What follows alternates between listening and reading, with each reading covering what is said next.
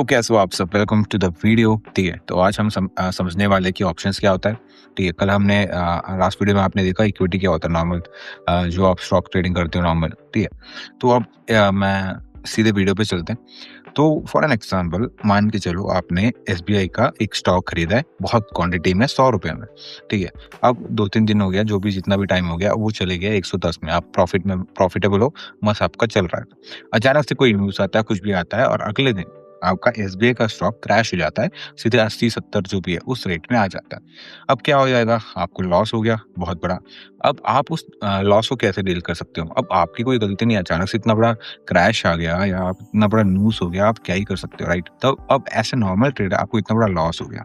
तो ये लॉस को न्यूट्रलाइज़ करने के लिए बनाया गया था ऑप्शंस। अब मैं नॉर्मल ऑप्शंस की बात करूँ, जैसे एसबीआई का है उसका ऑप्शंस में मैं बात करूँगा। ऑप्शंस में आपको पता है 2 चीज़ होती है, पुट और कॉल। अब मैं एसबीआई की स्टॉक्स को रिलेटेड उसका ऑप्शंस की बात करूंगा। अब मान लीजिए आपका इतना बड़ा लॉस हो गया। अगर अगर आप वो लॉस नहीं चाहते थे तो आप क्या कर सकते थे? एसबीआई के ऑप्शंस के पुट को आप बाई करके रख सकते थे। क्योंकि ऑप्शंस कैसे काम करता है मैं समझाता हूँ। एसबीआई का अगर स्टॉक अचानक से क्रैश हो गया, बहुत अचानक से नीचे आ गया, तो ऑप्शंस एसबीआई के ऑप्शंस के पुट अचानक से ऊपर चले जाएंगे, उसके प्राइस अचानक से बढ़ जाएंगे। ठीक है, तो अगर आपका अचानक आपने अगर पुट में पहले से अपना पोजीशन बना के रखा है, आपने खरीद के रखा है, तो क्या होगा? अचानक से आपका यहाँ पे एसबीआई में अचानक से क्रैश आया, तो आपका जो पुट है वो अचानक से ऊपर चले जाएगा। तो आपका यहाँ पे तो लॉस हुआ, लेकिन यहाँ पे प्रॉफिट। तो क्या हुआ? वो आपको न्यूट्रलाइज कर लिया, लेकिन आपने ये ऑप्शंस खरीदा ही नहीं, वो आपने छोड़ दिया, आपने सिर्फ स्टॉक खरीद के बैठे हो।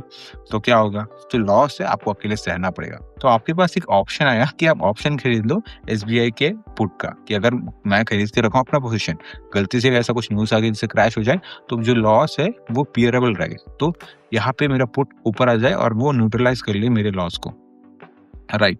इसलिए ऑप्शंस बनाया गया था।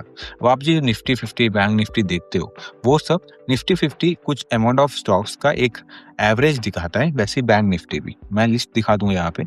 निफ्टी 50 के कुछ होंगे जो जितने उसमें निफ्टी 50 के जितने स्टॉक्स है यहाँ पे बैंक निफ्टी के, अब उनका जो एवरेज है ना वो निफ्टी 50 दिखाता है, राइट।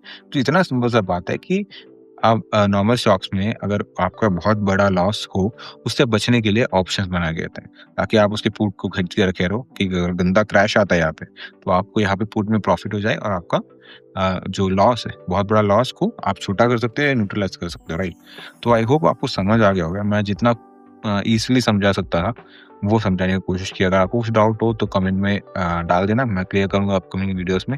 कोशिश कर रहा हूँ कि चीज़ों को बहुत सिंपल रखूँ और छोटा वीडियो रखूँ। मुझे नहीं पसंद है लंबा वीडियो देखना और बनाना, राइट। तो मिलते हैं अगले वीडियो में।